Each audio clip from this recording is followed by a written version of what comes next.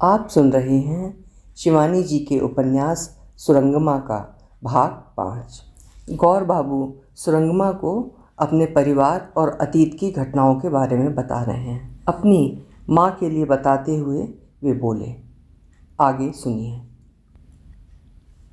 अब रह गए हैं मैं और माँ। माँ की भी वयस हो गई है, इस अगहन में 90 की हो जाएंगी। कभी कभी एकदम ही बहक जाती हैं, कुछ याद नहीं रहता, पर जब मूड में रहती हैं तो कोई कह नहीं सकता कि 90 साल की हैं। तुम्हें सावधान किए दे रहा हूँ, तुमसे कुछ भी पूछ सकती हैं। फिर किसी शैतान बालक की भांति खुक खुक करके हंसने लगे गौर बाबू। कलकत्ते के पुरानी जमींदार गृहों में जैसी द्वारनुमा लंबी चौड़ी खिड़कियां बनी रहती हैं, वैसे ही एक बड़ी खिड़की के पास सफ़ेद पोटली सी बनी मीरा की नानी सिमड़ी सिकुटी बैठी थी। सिर के केश पुरुषों की भांति छठे थे। सफ़ेद गरद की साड़ी, झुर्री पड़ी बाहें, ललाट पर चंदन और पोपले मुंह की दंतहीन स्निग्ध हंसी। माँ, लो ले आया मीरा की सहेली को। सुरंगमा नाम है इसका, खासा छांटा है इसकी माँ ने। क्यों? सुरंगमा ने झुककर नानी के पैर छुए और उन्होंने उसका चिबुक स्पर्श कर होठों से लगाया। आहा, चोक जुड़िए गैलो माँ, बोसो बोसो। अर्थात आहा, आंखें जुड़ा गई माँ, बैठो बैठो। गौर प्रसन्न मोड़े पर बैठकर चुरुर चलाने लगे। सुरंगमा को एकटक निहारती बुढ़िया स्वगत भाषण में निरंतर बड़बड़ाती जा रही थी। अब एक दिन काटे निकटते माँ, कोई आ गया तो दिन कट गया, नहीं तो परलोक के अतिथि आ आकर पागल बना जाते हैं। 8 दिन से गौर के बाबा नहीं आए, वही चिंता लगी है कहीं फिर छाती में चिलक ना उठी हो। कल बउमा आकर खूब लड़ गईं, कहने लगीं, माँ आमी अथवा मानुष माछ छड़ा के खेते पारी, माछ कोई था? अर्थात माँ मैं सधवा हूँ, बिना मछली के कैसे खा सकती हूँ? मछली कहाँ है? अब तू ही बता बेटी, इस मरे कलकत्ते में क्या अब मछली भी मिल रही है? आज 3 दिन से गौर को ही मछली नहीं दे पा रही हूँ। होए छे माँ की सब बाजे बोकचो। अर्थात हो गया माँ, क्या सब अंड संड बक रही हो? एक पल को बुढ़िया सहम कर खिसिया गई, फिर मस्तिष्क में बिखरी सूखी पत्तियों को झाड़ झूड़ उसने दूसरा प्रसंग छेड़ा। अब अपने वरुण की शादी कर देता मेरा गौरव, मैं भी सोने की सीढ़ी चढ़कर स्वर्ग जाती बेटी। इस बार गौर प्रसन्न ने हंसकर माँ के दोनों कंधे थाम लिए। कीजिए बलछो माँ, क्या कह रही हो माँ? अभी पिछले साल तो वरुण तुम्हारी 6 फुटी जर्मन नात बहू को लाया था, भूल गई क्या? तुम्हारे पैर छुए थे उसने। अरे हाँ, बुढ़िया खिसिया कर हंसने लगी। पता नहीं दिमाग की कौन सी लखौरी ईंट खिसक जाती है रे, सब भूल जाती हूँ। याद क्यों नहीं है? खूब याद है। बहू माँ की लाल बनारस निकाल कर मैं उसे पहनाने लगी तो ओ माँ, देखी मेम साहब, हैंसे गड़ागड़ी। अर्थात देखती हूँ मेम साहब हंसकर लोटपोट हो गई। साड़ी का अर्ज था छोटा और मेम साहब थी डबल अर्ज की, घुटने से ऊपर जाती ही नहीं थी साड़ी। फिर क्या करती, ढाका के मुसलमानों की सी लुंगी लपेट दी मैंने। देखा नहीं माँ, उस दिन अपने बबलू की बंगाली बहू भी तो वैसी ही लुंगी पहन कर आई थी, आजकल वैसा ही फैशन है। गौर प्रसन्न बाबू माँ को छेड़ने लगे। अरे भाड़ में जाए ऐसा फैशन, हमें क्या करना है अब, कोई कुछ करे। यहाँ तो कभी कभी नाम ही भूल जाती हूँ, कभी कभी तो दिन भर उलझन में फंसी रहती हूँ। अब उस दिन उमा की बड़ी लड़की का नाम ही भूल गई। बार बार सोचती, नाम जबान पर भी आता पर फिर छिटक जाता। जब शाम को गौर आया, उससे पूछा तब कहीं चैन पड़ा। उमा मेरी छोटी बहन है, रानीगंज में उसके पति कोयला खान में मैनेजर हैं, उसी की लड़की की बात कर रही है माँ। गौर बाबू बार बार विस्मृति के ताने बाने में उलझी माँ को निकाल रहे थे। अपनी माँ को क्यों नहीं लाई माँ? बुढ़िया ने अपने दुबले हाथ बढ़ाकर सुरंगमा की उंगलियां सहलाईं। इसकी माँ बीमार है, सीढ़ियाँ नहीं चढ़ सकती। मैंने बताया तो था तुम्हें ही गोदी में नीचे ले चलेंगे। सुरंगमा उठने लगी तो गौर प्रसन्न की माँ बच्ची सी मचलने लगी। नहीं, मैं भी चलूँगी तुम्हारे साथ, मैं क्या अकेली बैठी रहूँगी यहाँ? गौर पकड़ तो मेरा हाथ, एक बार उठा कर खड़ी भर कर दे मुझे, फिर देख कैसी खटाखट सीढ़ियाँ उतरती हूँ। और क्या, एक बार खटाखट सीढ़ियाँ उतरकर पूरे 4 महीने प्लास्टर में पड़ी रही थीं। कहीं फिर अपनी स्केटिंग का करिश्मा दिखा गई तो गौर प्रसन्न की छुट्टी। आओ कहकर उन्होंने माँ को ऐसे गोद में उठा लिया जैसे वो कोई नन्ही पैरों के बल खिसकती बच्ची हो। पोपला चेहरा एक बार फिर परम हंसी संतुष्ट मुस्कान में खिल गया। सुरंगमा आश्चर्य से उन माँ बेटे को देख रही थी। बुढ़ापा मनुष्य को कितना असहाय बना देता है, कितना दयनीय। कभी जिस जननी ने इस पुत्र को स्वयं ऐसे ही गोद में उठाया होगा, आज वो उसी पुत्र की गोद में स्वयं बच्ची सी किलक रही थी। उस दिन से नित्य गौर प्रसन्न माँ को नहला धुला चंदन चर्चित कर लक्ष्मी के पास बिठा जाते। तुम लोगों के आने से मैं एकदम निश्चिंत हो गया हूँ जगत जननी। पहले बार बार दुकान से घर भाग कर आना पड़ता था। माँ का कोई ठिकाना है, कब क्या कर बैठे। वैसे तो चारू बहुत पुरानी नौकरानी है, पर वो भी तो बूढ़ी हो गई है। गौर बाबू की मोटर के कल पुर्जों की बहुत बड़ी दुकान थी। एक होटल भी चलाते थे और भी कई व्यवसायों में उनके शेयर थे। इसी से उन्हें दिन भर बाहर रहना पड़ता था। सुरंगमा और लक्ष्मी को उन्होंने अपने व्यस्त जीवन के बावजूद कोई असुविधा नहीं होने दी। डॉक्टर बनर्जी घर ही आकर दवा दे जाते, दवा से लाभ भी हो रहा था। लक्ष्मी अब स्वयं ही बगीचे में टहल भी आती। शरीर की सुधरती अवस्था ने उसे फिर घर लौटने के लिए अधीर बना दिया था। होम्योपैथी की दवा तो साथ ले चलने से भी काम चल सकता है सुरंगमा। वो दिन रात सुरंगमा को तिकतिकाने लगी। मेरी तबीयत एकदम ठीक है, कमज़ोरी है, पर वो धीरे धीरे स्वयं दूर हो जाएगी। एकदम ही अनजान आदमी का इतना एहसान लेना मुझे अच्छा नहीं लग रहा है। गौर प्रसन्न बाबू ने उन्हें रोकने की बहुत चेष्टा की, पर लक्ष्मी नहीं मानी। हार कर सुरंगमा ने घर लौटने की तैयारी कर ली। जाने के ठीक एक दिन पूर्व सहसा राजलक्ष्मी गुमसुम हो गई थी। उसका चेहरा देखकर सुरंगमा मन ही मन आशंकित भी हुई थी, पर उसने कुछ पूछा नहीं। शायद इतनी दूर आकर भी पिता से न मिल पाने का दुख ही माँ को साल रहा था। दिन भर लक्ष्मी ने कुछ खाया भी नहीं था। फिर आधी रात को उसका कराहना सुनकर वो हड़बड़ा कर उठ बैठी। स्विच टटोल कर उसने बिजली जलाई तो माँ का चेहरा देखते उसके हाथ पैर ठंडे पड़ गए। सारे चेहरे पर जैसे स्याही पुत गई थी। हे भगवान, हे भगवान कहती वो जल से निकली मछली सी तड़प रही थी।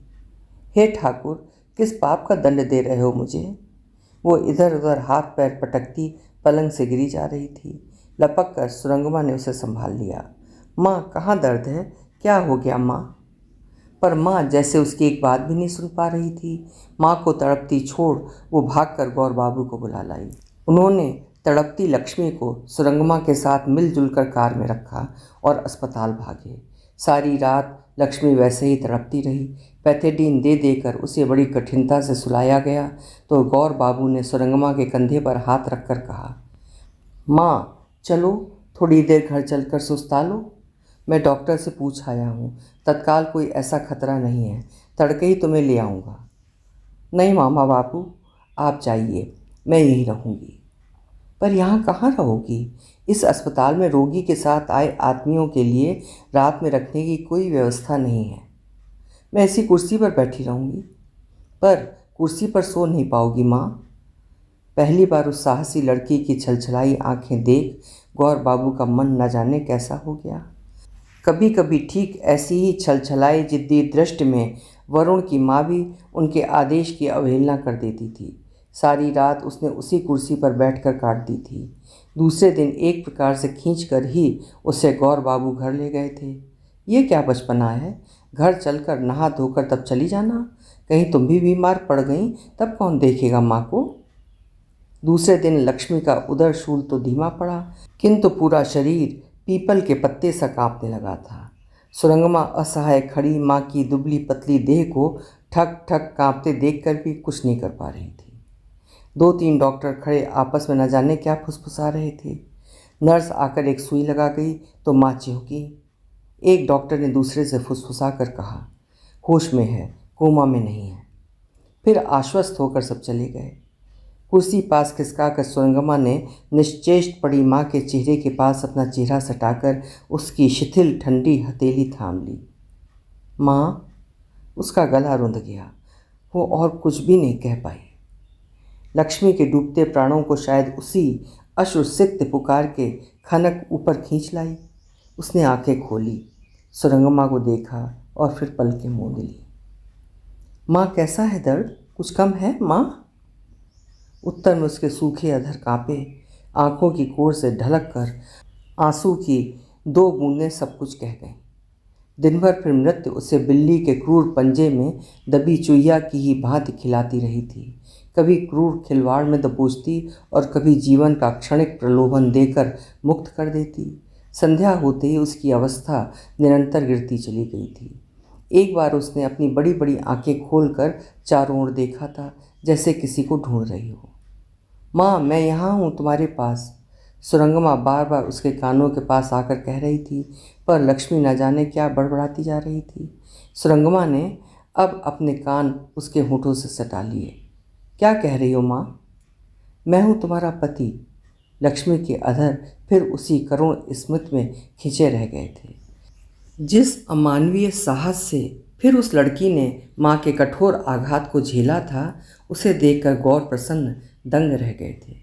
उनके मना करने पर भी वो माँ की शव यात्रा के साथ साथ घाट गई। अपने हाथों से उसने माँ को सजाया, पैरों में आलता, माथे में सिंदूर, बड़ी सी बिंदी, सब कुछ लगाकर उसने कागज़ पर माँ के आलता लगे पैरों की छाप भी उतार ली। पूजा घर में टांग देना माँ, बुढ़िया नौकरानी उसे सिखा गई थी। तुम्हारी माँ सुहागन होकर चित्ता चढ़ी है। केवल एक बार गौर बाबू ने आकर उससे धीरे से पूछा था, सुरंगमा, अपने पिता को खबर दोगी क्या? कहो तो ट्रंकाल कर दूँ? नहीं, सुरंगमा ने आंखें फेर ली थी। उनका मुझे कोई पता नहीं है मामा बाबू, होता तब भी उन्हें खबर देना व्यर्थ था। रात भर नानी ने उसे अपने साथ सुलाया था।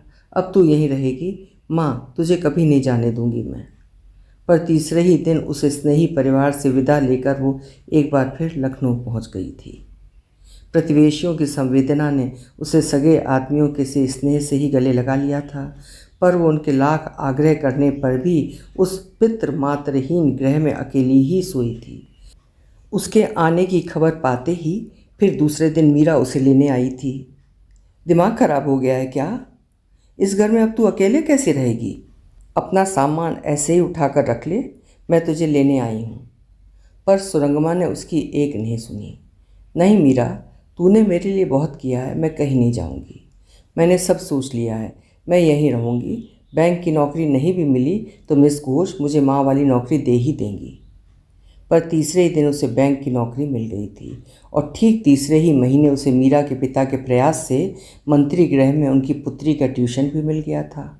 वहाँ जाने पर अपनी भावी शिष्या के अहंकारपूर्ण व्यवहार से क्षुब्ध होकर वो लगभग निश्चय कर चुकी थी कि उसके भविष्य के पक्ष में वो ट्यूशन कितना ही हितकर क्यों ना हो, वो उसे स्वीकार नहीं करेगी।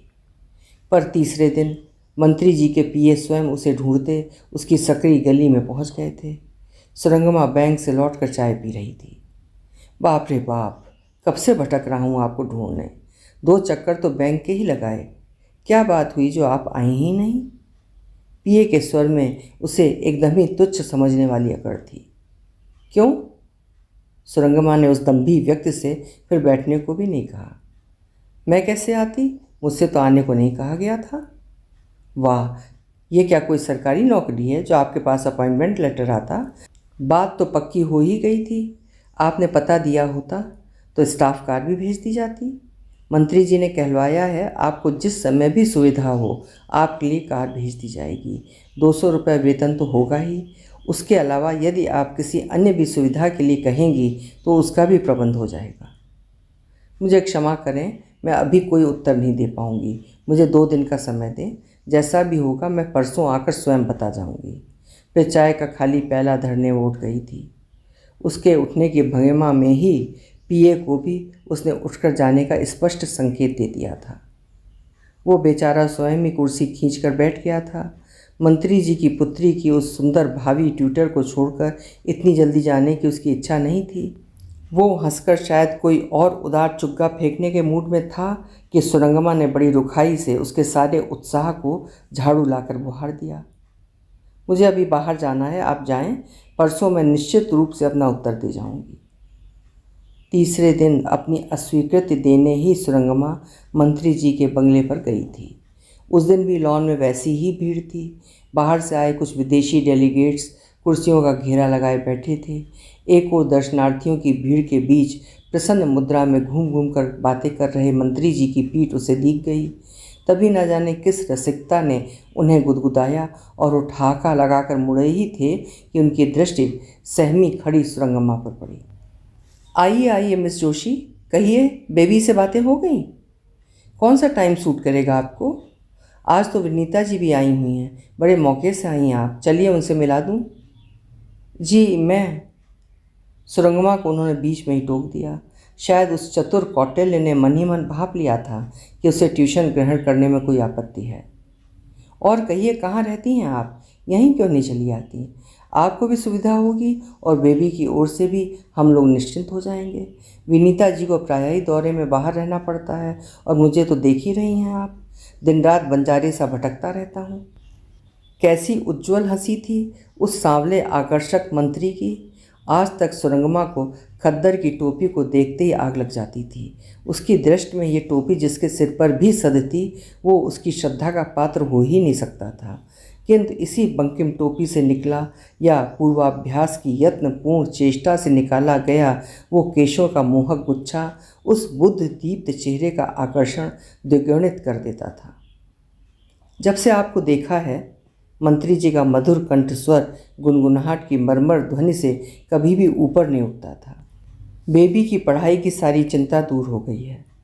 सुरंगमा का ट्यूशन अस्वीकार करने का दृढ़ निश्चय तीव्र हवा के झोंके में किसी रुई के असहाय फाय सा उड़ता दूर चला गया।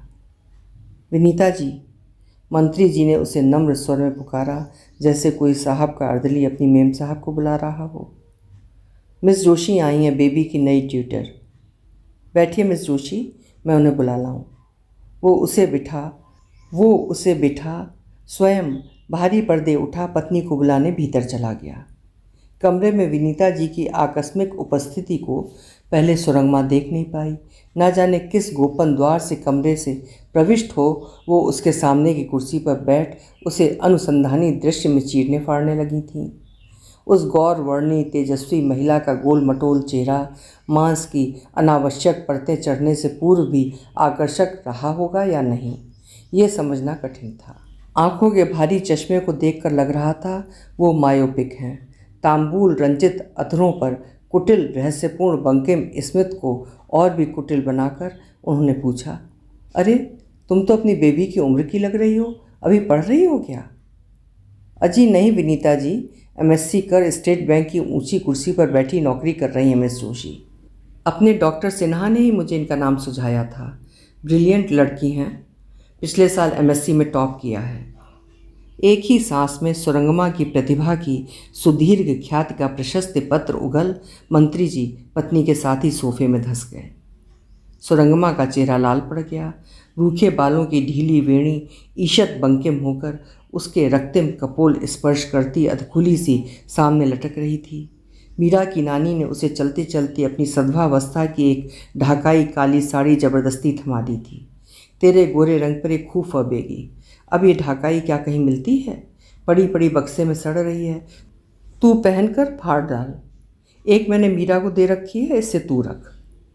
उस दिन सुरंगमा ने वही साड़ी पहनी थी। हाथ में माँ का सोने का बाला था, अराल उंगलियों में गोमेद की अंगूठी थी।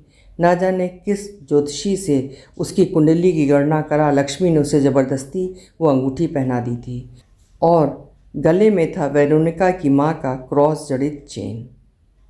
मंत्री जी की खिड़की पर लगे भारी हरे पर्दे से छनकर आ रही प्रथम सूर्य की मंदिर रश्मियाँ उस आनत चेहरे को अपूर्व छटा से रंग गई थीं। एक पल को उसकी आंखें उठीं और सम्मुख बैठी विनीता जी की प्रखर कठोर दृष्टि से टकराकर कांप गईं। पिता क्या करते हैं तुम्हारे? विनीता जी के प्रश्न का प्रत्येक अक्षर जैसे सरसी से तोड़ मरोड़ टेढ़ा मेढ़ा कर ही उनके अधरों से निकल रहा था। मेरे पिता यहाँ म्यूज़िक कॉलेज के स्टाफ में हैं, आजकल घर गए हैं। इस बार उसका आवेगहीन स्वर धैर्यच्युत था। उत्तर देते ही वो उठ गई। मैं यही कहने आई थी श्रीमान। इस बार वो मंत्री जी को अभिमुख होकर दृढ़ स्वर में कहने लगी, इस ट्यूशन को कर पाना संभव नहीं होगा। कभी कभी बैंक में ओवर टाइम पर काम करना पड़ता है और प्रायः ही हमें इंस्पेक्शन के लिए बाहर भी भेज दिया जाता है। ओह, उसका उत्तर सुनते ही जैसे विनीता जी की छाती से कोई भारी शिलाखंड हट गया। उठ क्यों गई? वो हंसकर कहने लगी, चाय आ रही है, पीकर जाना। धन्यवाद, पर मैं तो चाय पीकर ही आई हूँ। सुरंगमा जानने को उद्यत हुई थी कि मंत्री जी अधीर स्वर में बोले, नहीं नहीं, आपको जैसे भी हो समय निकालकर बेबी को पढ़ाना ही होगा। मिस जोशी, देखिए, साफ ही कह दूं आपसे, इकलौती पुत्री होने के कारण और कुछ हम दोनों के ही अधिकतर बाहर रहने से लड़की एकदम ही हाथ से निकली जा रही है। मेल ट्यूटर में रखना नहीं चाहता, इसी से आपसे बार बार अनुरोध करूंगा कि आप ही अब उसका भार ग्रहण कर हमें उबारें। सुरंगमा की मनस्थिति विचित्र हो गई। एक ओर वो महिमा में मंत्री हाथ जोड़कर नम्रतापूर्ण आग्रह में दोहरा हुआ जा रहा था, दूसरी ओर कठिनता से होंठ भींचे पति के पार्श्व में बैठी पत्नी का चेहरा पति के अनुनय विनय के साथ साथ तमतमाया चला जा रहा था। क्यों परेशान कर रहे हैं बेचारी को? विनीता जी अब अपने को रोक नहीं पाई थी। हो सकता है इन्हें कोई कठिनाई ही हो, और फिर जैसा कि ये कह रही हैं, यदि दौरे पर जाना इनकी व्यवस्था हो तो बेबी को नियमित रूप से कैसे पढ़ा पाएंगी? इससे तो दीक्षित जी अपने जिस साले की बात कर रहे थे कल। नहीं, मंत्री जी ने कठोर स्वर में कहा, मिस जोशी ही बेबी को पढ़ाएंगी। आप समझ गई ना मिस जोशी, प्लीज़। फिर वो अपने चेहरे की कठोर रेखाओं को एक साथ ही अपनी उज्ज्वल हंसी की स्निग्ध धार से बहाकर मधुर स्वर में कहने लगा, ये प्रदेश के एक वरिष्ठ मंत्री का आदेश है मिस जोशी। दूसरे दिन फिर नियत समय पर सुरंगमा को लेने मंत्री जी की स्टाफ कार आकर खड़ी हो गई थी। सुरंगमा एकदम ही अनिच्छा से कार का द्वार खोलकर उतरी तो विनीता जी पुत्री के साथ स्वयं बरामदे में खड़ी थीं। तो अंत तक तुम प्रदेश के वरिष्ठ मंत्री के आदेश की अवहेलना नहीं कर सकी सुरंगमा? वो हंसी और सुरंगमा उन्हें आश्चर्य से देखती रही। क्या यही वो कल की गोमड़ा मुखी विनीता जी थीं? एक ही रात में क्या उस नीति कुशल राजनीतिज्ञ ने अपनी रूठी पत्नी को मना लिया था? नीली सिल्क की साड़ी, फूलदार आंचल फहराती, इम्पोर्टेड सुगंध का भपका छोड़ती विनीता जी फिर स्नेह से उसका हाथ थाम कर भीतर ले चली। मेरी बेबी वैसे है तो बड़ी प्रतिभाशालिनी, पर जरा पढ़ने में मन कम लगता है। तुम्हें थोड़ी सख्ती से ही काम लेना होगा, क्यों, है ना darling? Oh, stop it mummy, बेटी ने उन्हें झड़क दिया, पर वो अब दूसरी बाह से उसे घेरती बोलती चली जा रही थी। मैंने कल सारा दिन इसी की स्टडी को ठीक करने में बिता दिया। बाहर के तो सारे कमरे मंत्री जी के मिलने वालों से घिरे रहते हैं, यही इस कोठी का एकमात्र एकांत निर्जन कमरा है। पसंद आया सुरंगमा? फिर वो अपनी एकदम ही नकली हंसी के कल्चर मोती चमकाती बोली, भाई तुम्हारा नाम हमें बेहद पसंद आया सुरंगमा, क्या बढ़िया नाम है, और चेहरा भी तुम्हारे नाम सा ही ताज़ा है। विनीता जी प्रशंसा के नहले पर दहला मारती जा रही थीं, पर सुरंगमा के गंभीर चेहरे पर एक भी हास्योज्ज्वल रेखा नहीं उभरी। कल के अपमान की व्यथा गुम चोट की पीड़ा सी ही रह रहकर उसके चित्त को व्यथित कर रही थी। ये चतुरा विनीता जी जान गईं। अच्छा तो भाई मैं चली। आज 7 बजे रविंद्रालय में एक नाटक है, हमें ही मुख्य अतिथि बना दिया है। स्वर का अहंकार चेहरे पर फुहड़ता से लगी लाली सा फैल गया। मंत्री जी हैं दौरे पर, मंत्री नहीं तो मंत्री पत्नी ही सही, शचीपत नहीं तो शची। उन्होंने जाते जाते अहंकार दीप्त हंसी के साथ कनखियों से सुरंगमा की ओर देखा, फिर बेबी की ओर मुड़ गई। देखो बेबी, मन लगाकर पढ़ना, और देखिए मिस जोशी ढेर सारा काम देकर जाइएगा इसे, बड़ी कामचोर है। आप पढ़ा लें तो स्टाफ कार आपको छोड़ आएगी। अपनी सहमी डरी सी शिष्या और उसके विस्मृत विषयों के परिचय में ही सुरंगमा का पहला दिन निकल गया था। धीरे धीरे वो अपने इस नए ट्यूशन की अभ्यस्त हो गई। लड़की वास्तव में बुद्धिमती थी, किंतु उस बुद्धि को यथोचित संरक्षण नहीं मिला था। जैसे बहुत दिनों से काम में न लाई गई उत्कृष्ट विदेशी मशीन के कल पुर्जों में भी उसके स्वामी की अवहेलना से लग गया जंग उन्हें जाम कर देता है, ऐसे ही लड़की के दिमागी जंग लगे कल पुर्जों की ओर भी शायद अब तक किसी ने ध्यान नहीं दिया था। 2-3 महीनों में ही सुरंगमा की सूक्ष्म दृष्टि ने परिवार का पूरा इतिहास जान लिया था। पहले पहले इसकी शिष्या यस मिस नो मिस कहकर ही उत्तर दिया करती थी, पर फिर धीरे धीरे दोनों के बीच खड़ी अपरिचय की दीवार स्वयं ही ढह गई। एक दिन भी सुरंगमा न जाती तो बेबी स्वयं उसे लेने पहुंच जाती। विनीता जी अधिकतर बाहर ही रहती थीं, कभी हैदराबाद, कभी दिल्ली, कभी वर्धा। उनकी समाज सेवा का क्षेत्र अत्यंत व्यापक था। उनकी अनुपस्थिति में परिवार की पुरानी नौकरानी दुलारी ही मिनी के पास रहती थी। सुरंगमा को अब ट्यूशन करते 3 महीने बीत चुके थे और इस बीच केवल 2 बार विनीता जी वहां आकर पुत्री की प्रगति से संतुष्ट होकर अपने कमरे में चली गई थी। वैसे उन्होंने एक आध सामान्य औपचारिक प्रश्न पूछ एक बार फिर अपने अहंकारी स्वभाव का परिचय दे ही दिया। लिटरेचर तुम छोड़ देना सुरंगमा, वो सब मैं दौरे से लौट कर देख लूँगी। अब तो इस भाग दौड़ में ये भी भूल जाती हूँ कि इसी इंग्लिश लिटरेचर में कभी कलकत्ता विश्वविद्यालय का गोल्ड मेडल जीता था। फिर विनीता जी ने कनखियों से उस अद्भुत लड़की के भावहीन चेहरे की लिपि पढ़ने का भी प्रयत्न किया था। न जाने कैसा विचित्र मुखौटा ताने रहती थी छोकरी। उसी दिन स्वयं उन्हीं की पुत्री ने फिर डांट दिया था। माँ, तुम मिस जोशी से क्या सब कह जाती हो, मुझे अच्छा नहीं लगता। पता नहीं बेचारी क्या सोचती होंगी कि तुम ये देखने आती हो वो ठीक से पढ़ा रही हैं या नहीं। अरे मैं तो ऐसे ही आकर देख जाती हूँ, उसमें बुरा लगने की कौन सी बात है। फिर 200 रुपये कुछ कम नहीं होते, इतने में तो हमें यूनिवर्सिटी का ही कोई रिसर्च स्कॉलर मिल जाता। अपनी ही बिरादरी के 2-3 ब्रिलियंट लड़के यहाँ रिसर्च कर रहे हैं, पर तेरे पापा की तो जिद है ना कि मेल ट्यूटर नहीं रखेंगे। ठीक भी तो है, क्या पता मैं किसी के साथ भाग जाऊं। मिनी का रुष्ट स्वर सुन विनीता जी ने उसे खींचकर छाती से लगा लिया, पर मिनी तनकर फिर अलग हो गई। दोष उसका नहीं था, जन्म से ही आधुनिक भ्रमण प्रिया जननी ने उसे अपने से विलग कर दिया था। विनीता अपने पिता की मुँह लगी इकलौती पुत्री थी। उद्योगपति पिता के वैभव का अंत नहीं था। पुत्री को उन्होंने शिमला के तारा हॉल में पढ़ाया था। फिर वो अपनी स्कूली शिक्षा पूरी कर पिता के पास कलकत्ता चली आई थी। घर का रहन सहन ठेठ मारवाड़ी होने पर भी विनीता की गतिविधि में किसी प्रकार का अंकुश नहीं था। फटाफट अंग्रेजी फूंकने वाली मातृहीना पुत्री से सामान्य शिक्षित गारुड़िया जी जितना ही डरते थे उतना ही उन्हें उस पर गर्व भी था। विनीता उनके बंगाली मित्रों को अपनी त्रुटिहीन बंगला से और सरल मारवाड़ी आदमियों को अपनी अद्भुत अंग्रेजी से ऐसा प्रभावित कर देती कि उनका मुंह ही नहीं खुलता। वो 17 वर्ष की भी नहीं हुई थी कि उसके लिए बड़े बड़े उद्योगपतियों के प्रासादों से रिश्ते आने लगे, किंतु उसने पिता से साफ साफ कह दिया था वो बिना शिक्षा पूरी किए विवाह करने की मूर्खता नहीं करेगी। आप क्या सोचते हैं पापा कि विवाह ही लड़कियों की अंतिम नियति है? मैं आपका बेटा होती तो आप मुझे पढ़ाने विदेश नहीं भेजते। मैंने सोच लिया है मैं विवाह नहीं करूँगी। तब क्या करेगी तू? पिता ने भय मिश्रित आश्चर्य से अपनी उस एकदम अनजान बन गई विद्रोहिणी पुत्री से सहम कर पूछा था। मैंने सोच लिया है, वो रहस्यमय कुटिलता से मुस्कुराई थी। मैं राजनीति से विवाह करूंगी। एक दिन आप देखेंगे भारत के प्रत्येक समाचार पत्र में आपके विनीता का चित्र छपा है। मेरी गर्दन फूलों के हारों से झुकी है। मैं हाथ जोड़े मंच पर खड़ी हूँ, सामने मेरे लाख लाख प्रशंसकों की भीड़। आप मेरे पास आना चाह रहे हैं पर भीड़ आपको रास्ता नहीं दे रही है। तभी आप हंसकर कहेंगे ये मेरी ही बेटी है भाइयों, मैं इसका पिता हूँ। जरा सोचिए पापा, आपका वो क्षण कितने आनंद का होगा, कितने संतोष का। गारुड़िया जी आत्मविश्वास से दमकते अपनी पुत्री के ही चेहरे को जैसे पहचान नहीं पा रहे थे।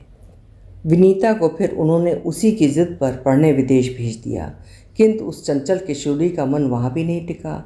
वो फिर कलकत्ता लौट आई और फिर यूनिवर्सिटी में ही उसने अपने पति को स्वयं ढूंढ लिया था। पहले पहल वो अपनी चुलबुली बंगाली सहपाठिनियों की भांति दिनकर पांडे का पानी पांडे कहकर ही मजाक उड़ाया करती थी, पर धीरे धीरे उस आकर्षक गंभीर तरुण की उदासीनता ही उसे बांधने लगी। दिनकर पहाड़ के किसी पिछड़े इलाके से अपने एक उच्च पदस्थ आत्मीय के यहाँ पढ़ने कलकत्ता आया तो गृह स्वामिनी ने मुँह पिचकाया था। कई बार परोक्ष में छोड़े गए चचेरी बहन की उस ननद के व्यंग्यबाण उसे बुरी तरह बिद्ध कर गए थे। जिसे देखें वही रिश्तेदार बना बुक्शा लटकाए द्वार पर आकर खड़ा है।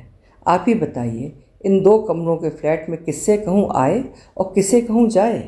फिर रिश्ता भी कोई ऐसा खास नहीं है, कम से कम चिट्ठी लिखकर पूछ तो लिया होता। एक दिन वो उसी को सुना सुना कर किसी से कह रही थी। उसी दिन दिनकर वहाँ से अपना बोरिया बिस्तर समेट मारवाड़ी धर्मशाला में रहने चला आया था। पहले पहले वहाँ की मिर्च भरी दाल और अटपटा भोजन खाने से उसे बड़ा कष्ट हुआ था, पर फिर उसे आदत पड़ गई। एक ही वर्ष तो पढ़ाई का और था, फिर वो कहीं ना कहीं कोई नौकरी ढूंढ लेगा। अपनी असाधारण प्रतिभा, सौम्य आचरण और स्वयं अपने सुदर्शन व्यक्तित्व के कारण पूरे कैंपस में दिनकर का अनोखा रौब था। कोई भी वाद विवाद प्रतियोगिता होती तो वो मंच पर खड़ा शेर सा दहाड़ने लगता। सीधा ढीलम ढाल कुर्ता और धोतीधारी वो अद्भुत आत्मविश्वासी युवक हाथ बांध तेजस्वी नरसिंह सी ग्रीवा उन्नत किए मंच पर खड़ा होता तो उसके मुंह खोलने से पूर्व ही प्रशंसकों की तालियों से हॉल गूंज उठता। सरस्वती उसके जिह्वाग्र पर बैठी रहती। कोई भी विषय क्यों न हो, वो बड़े अधिकार से घंटों धारा प्रवाह बोल सकता था। जब भी विनीता लाइब्रेरी जाती वो उसे किसी मोटी पुस्तक में डूबा मिलता। उसने आज तक विनीता की ओर आंख उठाकर भी नहीं देखा था, पर विनीता इस बीच उसका ठौर ठिकाना ढूंढ चुकी थी। वो कहाँ रहता है, किस मेस में खाता है, आदि आदि। सौभाग्य से जिस मारवाड़ी धर्मशाला में वो रहता था और जहाँ के बासे में वो खाता था, उसका निर्माण विनीता के नाना ने किया था। धर्मशाला के प्रांगण में एक जालीदार पिंजरे में उसके पगड़ीधारी व्यक्तित्व संपन्न नाना की मूर्ति के नीचे खुदा उनका परिचय विनीता बचपन में कई बार पढ़ चुकी थी। बड़े छल बल से विनीता एक दिन उसी मूर्ति की सफाई के बहाने उस गंभीर एकांत प्रिय सहपाठी की उदासीनता को चीरती फाड़ती वहाँ उपस्थित हो गई थी। नंगे बदन धोती पहने दिनकर बरामदे में बैठा हाथ में यज्ञोपवीत का फंदा फंसाए संध्या कर रहा था। उसकी दोनों आंखें मूंदी थीं। नग्न वक्षस्थल की श्यामल कांति देखकर विनीता मुग्ध हो गई थी। क्या खड्ग की धार सी सीधी नाक थी, कैसे घने केश। आंखें खुलते ही विश्वामित्र ने सम्मुख खड़ी साक्षात मेनका को देखा। कुछ कुछ पहचाने चेहरे को वो ये जानने की चेष्टा कर ही रहा था कि विनीता ने अपना अद्भुत अभिनय आरंभ कर दिया। नौकरों को डांटती फटकारती वो कभी किसी अटाले में जाती, कभी मुनीम जी से कैफियत मांगती। क्या कभी सफाई नहीं होती यहाँ की? नाली देखिए ज़रा, और यहाँ ये कपड़े किसके सूख रहे हैं? मैंने कहा था ना कि आंगन में कोई भी कपड़े सुखाने नहीं डालेगा। पिछली बार आई तो किसी का गौछा नाना जी की मूर्ति पर सूख रहा था। हराम के तनख्वाह खाते हैं क्या आप लोग? सकपका कर दिनकर ने मूंछ की रस्सी पर सूख रहे अपने बनियाइन धोती कुर्ते को उतार लिया था। फिर बिना स्वामिनी की ओर देखे वो कमरे में चला गया। विनीता चली गई तो मुनीम बड़ी देर तक अपनी भड़ास निकालते रहे। अंग्रेजी क्या पढ़ गई हैं, दिमाग चढ़ गए हैं। इसके बाप ने हमें आज तक कभी कुछ नहीं कहा। अरे ये क्या कोई होटल है? यहाँ तो धर्म का खाता खुला रहता है। लो, आज उस खाते का भी ऑडिट होने लगा। दूसरे दिन विनीता और दुस्साहसी बन सीधे उसके कमरे में चली गई थी। किसी मीठी अगरबत्ती का धुआं पूरे कमरे में फैला था और वो एक रजिस्टर खोले नोट्स बना रहा था। अचानक कमरे में विनीता को देख वो हड़बड़ा कर उठने लगा तो रजिस्टर नीचे गिर गया। क्षमा कीजिएगा, विनीता ने हंसकर कहा। आपके नोट्स की इतनी प्रशंसा सुनी है, क्या 2-4 दिन के लिए अपनी कॉपी दे पाएंगे पांडे जी? पांडे जी की कुंवारी आंखें पहली बार नारी की कमनीयता को देखकर चौंधिया गईं। विनीता को किसी भी मापदंड से नापे जाने पर सुंदरी नहीं कहा जा सकता था। उसका ललाट प्रशस्त था, आंखें न बड़ी थीं न छोटी, नाक भी कोई खास बुरी नहीं थी। स्वस्थ दांतों की उज्ज्वल हंसी से लेकर चिबुक की गोल मटोल सुठाम गढ़न में कहीं कोई दोष नहीं था। सुदीर्घ देह को वो कुछ अधिक ही सतर रख गर्दन उठाकर ऐसे चलती थी जैसे किसी फौजी टुकड़ी का दराबी आइज राइट कर मुख्य अतिथि की वंदना कर रहा हो। उसका अवयव आकर्षक होने पर भी लाइफ साइज से कुछ बड़ा बड़ा सा लगने के कारण अनाकर्षक हो उठता था। उसका आकर्षण सौंदर्य प्रदत्त नहीं था, केवल भय प्रदत्त था। उसकी उपस्थिति देखने वाले को सहमाती अधिक थी, मोहती कम थी। फिर भी कपड़े पहनने में, उसके चयन में उसकी रुचि बेजोड़ थी। अपनी लंबाई को ध्यान में रखकर ही वो हमेशा चौड़े चौड़े पाड़ की मनभावनी तात की साड़ियाँ पहनती थी, जिसके रंग और किनारी का चयन वह स्वयं जाकर जुलाहों के लूम में बांधाती। उन्हें उसका कठोर आदेश रहता कि जो किनारी और रंग उसकी साड़ी का हो वो फिर किसी दूसरी साड़ी में न दोहराया जाए। बंगाल का जन्म और बंगाल का ही सुदीर्घ प्रवास उसकी घन कृष्ण केश राशि को कटी तक लहरा गया था। जूड़ा बनाने में उसकी जादू भरी उंगलियों का कमाल उसकी बंगाली सहपाठिनियों को भी मुग्ध कर देता। हाथ से ही केश लपेटकर वो कभी पंखे सा संथाली चूड़ा बनाकर पीठ पर डाल देती, कभी असंख्य छोटी छोटी वेणियां बना उन्हें जूड़े के उदधि में छोटी छोटी तरंगित नदियों सा एकाकार कर लाल जवा फूल खोस लेती तो पूरा चेहरा ही बदल जाता। कभी कभी वो कानों को बालों से ढांप अपने चौड़े चेहरे की अनाकर्षक परिधि को घेर स्वयं ही कमनीय बना लेती। उस दिन भी उसने ऐसे ही बालों को कर्ण फूल तक उतार ढीली चोटी गूंथी थी। कान में थे भारी जड़ाऊ झुमके, गोरी ग्रीवा में नाना की तिलड़ी सच्चे मोतियों की वो माला थी जिसे देखकर कभी दिल्ली से आए बड़े लाट साहब की एक आभूषण लोलुप मेम साहिबा मचल गई थी। हार कर बड़ी अनिच्छा से ही नाना ने उसकी 2 लड़ें मेम साहबा को अर्पित कर दी थी। विनीता ने गौर ललाट पर शायद जानबूझकर रोली का लंबा पहाड़ी तिलक खींच लिया था। चौड़े काले पाड़ की सफ़ेद साड़ी का वो काला किनारा किसी भव्य तस्वीर में लगे आबनूसी चौखट सा चमक रहा था। व्यक्तित्व के आकर्षण का मूलधन सीमित होने पर भी उसे कैसे द्विगुणित किया जा सकता है वो श्रृंगार प्रिया खूब जानती थी। दिनकर को उसके इसी तेजस्वी रूप ने बांधा था। कुमाऊं के दरिद्र ग्राम का वो अनाथ युवक अनेक अभावों में पलकर बड़ा हुआ था। पराए खेतों की गुड़ाई खुदाई कर उसने अपनी स्कूली शिक्षा पूर्ण की थी। वजीफे की बैसाखियाँ टेकता वो यूनिवर्सिटी तक पहुँचा था। आज तक नारी का उसने एक सर्वथा भिन्न रूप देखा था।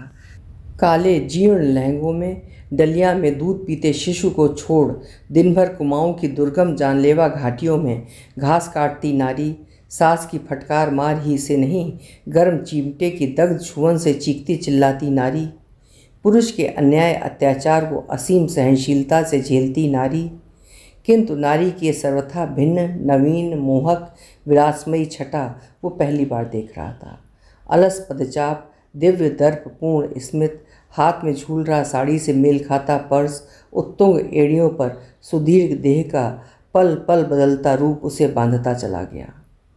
पहले विनीता के आग्रह पर वो धर्मशाला छोड़कर उसी की कोठी में रहने आया। फिर गारोड़िया जी ने बड़ी अनिच्छा से ही उसे एक पार्ट टाइम काम भी दिलवा दिया। मन ही मन वो पुत्री के उस विजातीय युवक के प्रति दुर्बलता को ठीक ही पहचान गए थे। 1-2 बार उन्होंने समझाने की चेष्टा भी की थी। देखो मुनिया, तुम कहती हो दिनकर तुम्हारा मित्र है, हम भले अनपढ़ ही हों बेटी, हमने भी दुनिया देखी है। आदमी और औरत के बीच हमारी जानकारी में तो कुल 3 ही रिश्ते सच्चे हैं, बाप बेटी का, भाई बहन का और पति पत्नी का। चौथे किसी भी रिश्ते की दुहाई दे लो, वो दुहाई केवल आड़ की दुहाई होती है। तुम जानती हो कलकत्ते में मारवाड़ी समाज में आज तक मेरी कैसी प्रतिष्ठा है। मेरे सामने कोई भले ही कुछ ना कहे, पीठ पीछे तुम्हारे इसी दोस्त को लेकर 10 बातें करने लगे हैं लोग। तुम कहती हो तुम राजनीति में नाम कमाना चाहती हो, पर इतनी हमारी बात गांठ बांध लो मुनिया, किसी भी बड़े प्रतिष्ठित होनहार राजनीतिज्ञ की भी किसी क्षण हो गए अकाल मृत्यु का एकमात्र कारण होता है उसके चरित्र का दुर्बल पक्ष। सुनाम बिना राजनीति कभी टिक नहीं सकती, जिसे तुम लोग अंग्रेजी में कहते हो रेपुटेशन। यही रेपुटेशन एक सफल राजनीतिज्ञ के लिए अनिवार्य है। तुम तो राजनीति में अपना स्थान बनाने से पहले ही ये गुण गंवा रही हो। आप चिंता न करें पापा, मैं एक ही दिन में सबका मुंह बंद कर दूंगी। बेचारे गारोड़िया जी मन ही मन सहम कर रह गए थे। न जाने क्या अनर्थ कर बैठेगी उनकी ये सिरफिरी लड़की। क्या पता मारवाड़ी समाज की कोई मीटिंग बुलाकर कुछ उल्टी सीधी बकाए। पर जिस अप्रत्याशित व्यवहार से उस तेजस्वी आप खुद लड़की ने सचमुच ही अपने समाज का मुंह एक ही दिन में बंद कर दिया, उसके लिए गारोड़िया जी प्रस्तुत नहीं थे।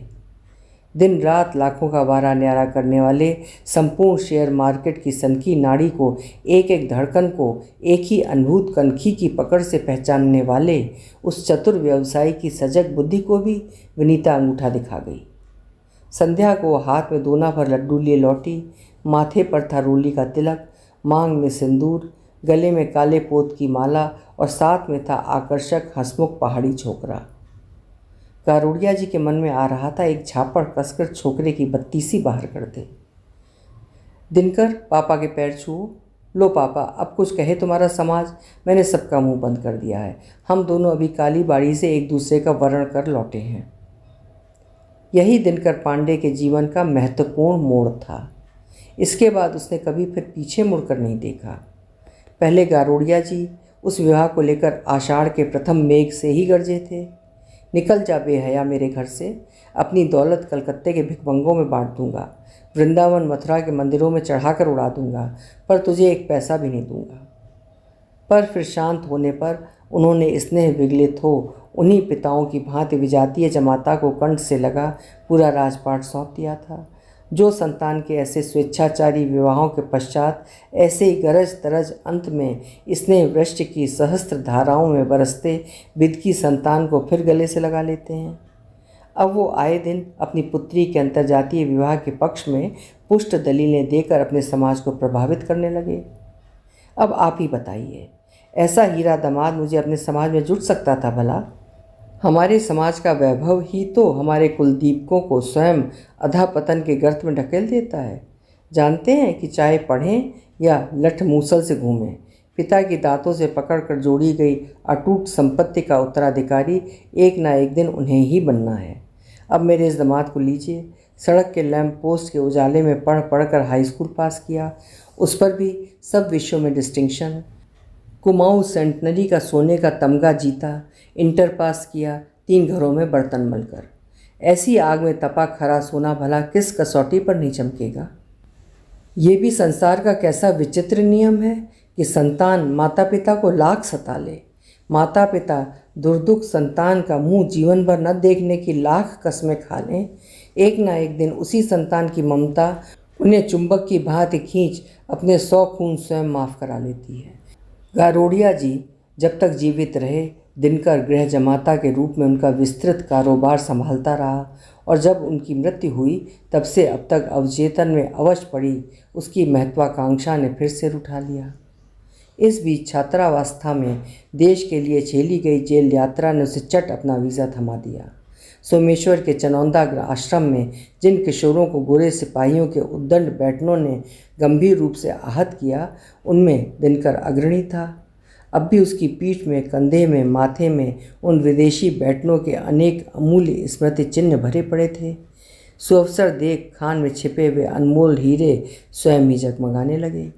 बूढ़ी जौहरियों को कब और कैसे उन धूमिल रत्नों की जगमगाहट से मोहा जा सकता है, ये वो सरल युवक संभवतः उतना नहीं समझता था, किंतु मारवाड़ी सहचरी की प्रखर व्यापार कुशल बुद्धि ने पति की बाह थाम उसे ठीक उसी जौहरी के द्वार पर ले जाकर खड़ा कर दिया जो उन हीरों का उचित मूल्य आंक सकता था। कभी विनीता के पिता ने ही उस जौहरी के पूरे परिवार का उसकी सुदीर्घ जेल यात्रा के दौरान भरण पोषण किया था। यही नहीं, चुनाव के चंदे, पुत्रियों के विवाह, पुत्र की नौकरी दिलाने के महायज्ञ में भी सबसे बड़ी आहुति उसके पिता ने ही दी थी। आज उसी यज्ञ भाग का प्रसाद बांटने वो उसी द्वार पर आंचल फैलाकर खड़ी हो गई थी। दिनकर को राजनीति के अखाड़े में अपना स्थान बनाने में कोई प्रयत्न नहीं करना पड़ा। एक नेता के जन्मजात गुण उसकी रक्त मज्जा में बसे थे। आकर्षक व्यक्तित्व, ओजस्वी वाणी, रहस्यमयी मुस्कान, मुस्कुराते अधरों पर संशय का कभी न खुलने वाला ताला। वो हाँ कर रहा है या ना, ये कभी कभी उसकी पर्यंक शायनी पत्नी विनीता भी नहीं समझ पाती। समय के साथ साथ उसका व्यक्तित्व किसी वेगवती नदी के निरंतर सहवास से चिकने बन उठे पहाड़ी गलडांड अर्थात पत्थर सा ही चिकना हो उठा था। उसके यौवन का आकर्षण प्रतिभा संपन्न सुंदर तारुण्य का था, किंतु उसके प्रौढ़त्व का आकर्षण था एक मंजे कुशल राजनीतिज्ञ का। आज वयस में मंत्रिमंडल का सबसे छोटा सदस्य होने पर भी उसकी विलक्षण बुद्धि के बड़प्पन का लोहा सब मान चुके थे। कभी कभी वो विनीता से भी कोई बात छिपा देता और वो रूठ जाती।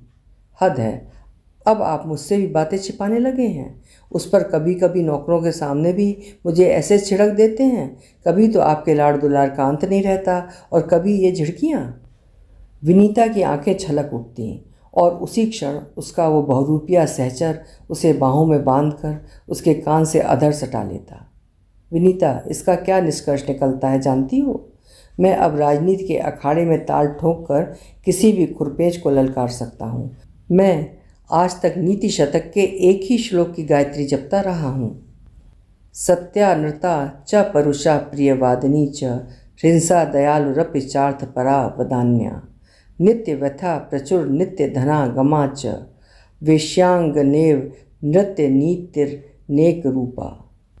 अर्थात सत्य वक्ता भी हूँ, झूठ भी, कठोर वचन भी बोलता हूँ और मधुर भाषी भी हूँ, हिंस भी हूँ, दयालु भी। तीसरा पद प्रचुर नित्य धनागमा तुमने मेरे जीवन में साकार कर दिया। वेश्या की ही भांति मेरी नृप नीति के भी अनेक रूप है विनीता। प्रखर से प्रखर विरोधी दल का सदस्य भी उसके कुटिल मस्तिष्क के दांव पेचों का ओर छोड़ नहीं पा सकता था। कई बार उसे सेंटर में बुलाए जाने की अफवाह व्यर्थ ही में उड़ने पर उसकी राजनीतिक स्थिति को और सबल बना गई थी, किंतु राजनीति की म्यान में कभी दूसरी तलवार नहीं अट सकती थी, ये वो अब जान गया था। राजनीति का यही मोह स्वयं उसके पारिवारिक जीवन को आरे की भांति चीर गया था। विनीता को अपनी पैतृक संपत्ति का अहम ठीक वैसे ही लील चुका था जैसे सर्पिणी निर्मोही बन स्वयं अपने अंडे को निगल लेती है। पति के प्रति उसकी उदासीनता बढ़ती बढ़ती उसे उद्देश्यहीना यायावर बना चुकी थी। न जाने कितनी बार वो विदेश हो आई थी। बोर्डिंग में पल रही पुत्री को न जन्मदायिनी जननी के प्रति मोह था, न जननी को ही उसकी कोई चिंता थी। नैनीताल की कट्टर जर्मन नन्स ने उसे खोटे सिक्के सा फेर दिया था। नींद आने की गोलियां खाने वाली, कमरा बंद कर सिगरेट फूकने वाली उस अत्याधुनिका छात्रा की अस्वाभाविक रूप से प्रगतिशील गतिविधि देख के वे एक ही महीने में भयत्रस्त हो गई थीं। फिर दिनकर ने उसे अपने पास बुला लिया। विनीता को उन्होंने समझाया भी था, विनीता अब तुम अपनी ही बेकार समाज की सेवा त्याग कर घर पर रहो। लड़की बर्बाद हो रही है, मुझे कहाँ इतना समय है जो इसकी लगाम खींचूं। पर विनीता हंसकर टाल गई थी। आप भी एकदम ही दकियानूसी बातें करते हैं। आज के बच्चे क्या हमारी तुम्हारी तरह पहाड़े रटकर बड़े हुए हैं? मैं घर पर ही कैसे रह सकती हूँ, तुम्हें तो पता ही है। अहमदाबाद की ग्राम पंचायत ने मुझे 50 बीघा ज़मीन दी है। वहाँ जेल से छूटी बंदनियों के लिए मुझे एक छोटा सा फर्म बनवाना है। उधर न्यूट्रिशन केटरिंग के स्कूल की नींव डालने जा रही हूँ। वास्तव में विनीता जी का कार्य क्षेत्र अत्यंत विस्तृत था। एक ओर वो Indian Federation of University Women Association की चेयरमैन थी, दूसरी ओर Indian Council of Child Welfare की एग्जीक्यूटिव की सदस्य। उधर बीच बीच में उसे पार्लियामेंट के दोनों सदनों में medical termination of pregnancy bill जैसे महत्वपूर्ण बिलों के पक्ष में अपने ओजस्वी वक्तृत्वता भी झाड़ने जाना होता था। अब उसे भी अपने इस गतिशील पर्यटन में आनंद आने लगा था, किंतु घर लौटने पर कभी कभी पति को लेकर उसकी अपने सौभाग्य पर सर्वाधिकार सुरक्षा की भावना जागरूक हो उठती। पार्टी हो या उत्सव, सुंदरी चुलबुली दर्शनीय महिलाएं जहाँ कहीं उसके सुदर्शन पति को घेर कर हंसने इठलाने लगती, वो चट से वहाँ पहुँच अपनी उपस्थिति की छाप से उन्हें आतंकित कर रंगीन भीड़ के मोहक घेरे को तितर बितर कर देती। वो स्वभाव से ही शंकालु थी और यही कारण था कि पुत्री की वो आकर्षक नई ट्यूटर उसे खिन्न कर गई थी। इसी बीच पति को बड़ी अनिच्छा से ही छोड़ उसे कॉटेज इंडस्ट्रीज़ के एक सेमिनार में मद्रास जाना पड़ा था। 4-5 महीनों में सुरंगमा को भी अब नई नौकरी में आनंद आने लगा था। वर्षों पूर्व पीछे छूट गए विषय उसे सहसा उसके बीते कैशौर्य की स्मृतियों को ताज़ा कर देते। किसी मोटी पुस्तकों के पृष्ठों में दबे पाटल प्रसून की विवरण पत्रों सी कैशौर्य की वे स्मृतियाँ उसे एक बार फिर कॉन्वेंट के अहाते में पहुँचा देती। कभी कभी उसकी मुँह लगी शिष्या सब कॉपी किताबों को उठाकर कोने में डाल देती। चलिए मिस, आज कहीं लंबे ड्राइव के लिए चलें। देखिए ना कितना अच्छा दिन है, एकदम घूमने वाला। मैं आपको ऐसी जगह ले जाऊंगी जो आपने कभी नहीं देखी होगी। एक बार मैं पापा के साथ गई थी। हर मंगल को वहाँ बाज़ार लगता है, लखनऊ में तो लगता ही नहीं। चलेंगी ना वहाँ? अच्छा न चलें तो मुझे अपने घर ले चलेंगी मिस? सुरंगमा ने उसके बचकाने प्रस्ताव को 1-2 बार हंसी में टाल दिया था। उस सकरी गली में कहीं उसकी वो शिष्या अपनी अत्याधुनिक वेशभूषा में खड़ी हो गई तो तमाशा खड़ा हो जाएगा। वैसे भी जब भी मंत्री जी की स्टाफ कार उसे लेने आती, मोहल्ले की कौतूहली भीड़ खिड़कियों से झांकने लगती। प्रतिवेशियों की संदिग्धपूर्ण आंखों में अब उसके लिए वो पूर्वत स्नेह नहीं रह गया था। वो न जाने कब उनकी सरल बिरादरी से छिटक कर दूर जा गिरी थी। उनके बदले व्यवहार को देखकर सुरंगमा का मन अब स्वयं ही उस मोहल्ले से उखड़ने लगा था। फिर उसे अचानक ही ठीक वैसा ही निर्जन एकांत मकान मिल गया था जैसा वो चाह रही थी। बैंक के एक बुजुर्ग कर्मचारी ने उसे उस मकान का अता पता बता उसका अभिशप्त इतिहास भी उसी सांस में उगल दिया था। मकान तो एकदम नया है मिस जोशी, पर है मनहूस। क्यों, क्या कोई भूत भूत है क्या? मैं नहीं डरती, मुझे तो बस खुला हवादार एक कमरा चाहिए। अजी हवादार तो ऐसा है कि लखनऊ में ऐसा हवादार कमरा मिल ही नहीं सकता। खिड़की खोल दीजिए तो गोमती में डुबकी लगाते झोंके पूरा कूलर चालू कर देते हैं। असल में हमारे साले साहब ने बड़ी तबीयत से बनवाया था, फिर बेटी की शादी हुई तो उसी के द्वाराचार में दे दिया। बेटी दामाद वहीं रहने आए और तीसरे ही महीने स्टोव फटने से बेटी गई। फिर महीना भर भी नहीं हुआ था कि स्कूटर दुर्घटना में दामाद चला गया। तब से मकान खाली पड़ा है। आप कहें तो मैं बात करूं, पर पास पड़ोस नहीं है मिस जोशी। मैं ऐसा ही निर्जन मकान चाहती हूं, आप बात कर दें। पहले दिन उस विचित्र मकान की स्थिति ने सुरंगमा को दूर से ही मोह लिया था। सामने थी कलकल बहती गोमती, पीछे दिगंत एक विस्तृत नई नई बस्तियों के चमकीले मकान। कहीं बीच बीच में विलों के ऊंचे लौह स्तंभ धुआं उगलते आकाश को धूमिल कर देते, और कहीं नए बने पुल की महिमा बाहर से ध्वस्त पुराने पुल के खंडहर को अंगूठा सा दिखा रही थी। मानो कामेश्वर के शिव मंदिर की मधुर घंटा ध्वनि गोमती के जलधार से अभिसिंचित होकर किसी परिचित आत्मीय की अंतरंगता से सीधे उसके कमरे में चली आती और वो आंखें बंद कर लेती। खिड़की से आता हवा का हर झोंका नित्य नवीन शीतल फुहार से उसे अभिसिंचित कर जाता। पिछली बहार में वो मकान अपना अस्तित्व ही मिटाता गोमती गर्भ की उग्र गहराई में डूब गया था। अभी भी उसकी दीवारों पर उस जल समाधि का इतिहास अंकित था। मीरा तो उस प्राकृतिक स्प्रे वर्क को देखकर बौरा गई थी। हाय, एकदम एब्स्ट्रैक्ट आर्ट का मज़ा दे रही हैं ये दीवारें। और ये दीवार पर लिखा ओम शुभ लाल तो तू किसी भी आर्ट गैलरी में लटका सकती है। उस दिवंगत अभागे नए जोड़े के गृह प्रवेश के समय ही संभवतः वो शुभ लाभ की कामना दीवार पर अंकित की गई थी। उसकी लाल स्याही सचमुच ही कलात्मक ढंग से फैलकर आकर्षक बेल की सृष्टि कर गई थी। माँ की गृहस्थी का फालतू सामान सुरंगमा नए मकान में आने से पहले बड़े औदार्य से पड़ोसियों को बांट आई थी। अपने अस्वाभाविक करुण अतीत का वो एक भी स्मृति चिन्ह शेष नहीं रखना चाहती थी। साथ में लाई थी एक सूटकेस, एक तखत और एक स्टोव। माँ के एक एक बर्तन में माँ की असंख्य स्मृतियाँ लिपटी थीं। निर्जीव वस्तुएं भी मनुष्य के चले जाने के बाद कितनी सजीव बन उठती हैं। कांसे का वो बंगाली गिलास जिसमें माँ चाय पीती थी, स्टोव जिसे माँ हर इतवार को नींबू राख से मलकर चमकाती थी, कलछुल जिस पर लिपटी माँ की अराल उंगलियों की स्पर्श हाथ में लेते ही उसे सहमा जाता, जैसे वो माँ की उंगलियाँ थाम रही हो। कुछ भी उसने साथ नहीं लिया। नया स्टोव खरीद उसने एक आध भगोने में ही अपनी नई गृहस्थी जमा दी। खाना बनाती ही कम थी। आए दिन मीरा हाथ में टिफिन कैरियर लटकाए आ जाती। जानबूझकर ही शायद वो इतना खाना ले आती थी कि सुरंगमा को दूसरे दिन भी खाना नहीं बनाना पड़ता। एक दिन सुस्वादु भोजन के साथ साथ मीरा एक वैसा ही लुभावना प्रस्ताव भी लेकर आ गई। सुरंगमा, मामा बाबू की चिट्ठी आई है।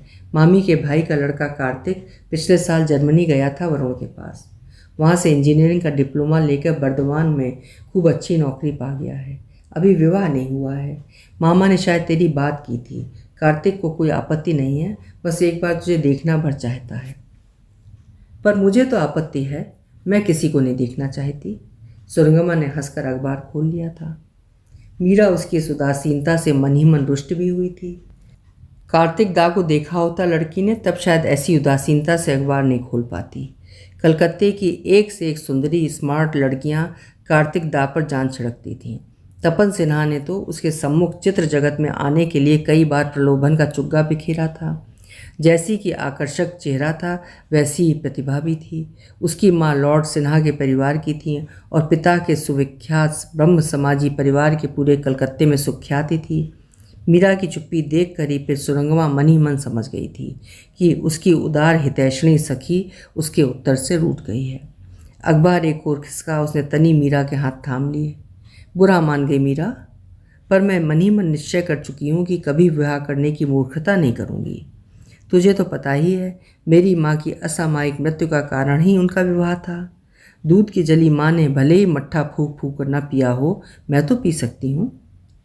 वाह, क्या बढ़िया बात सोची है आपने। तब क्या करेंगी आप, सुनूं? तुम बदशक्ल होती सुरंगमा, चेहरा चेचक के दागों से भरा होता, आंखों की कानी होती, लूली लंगड़ी होती, तब भी एक बात थी। कभी चेहरा देखा है अपना? फिर चेहरा हो या ना हो, पुरुष क्या वो स्त्री का चेहरा ही देखता है? मीरा ने अपने हाथ छुड़ा लिए और तनकर बैठ गई।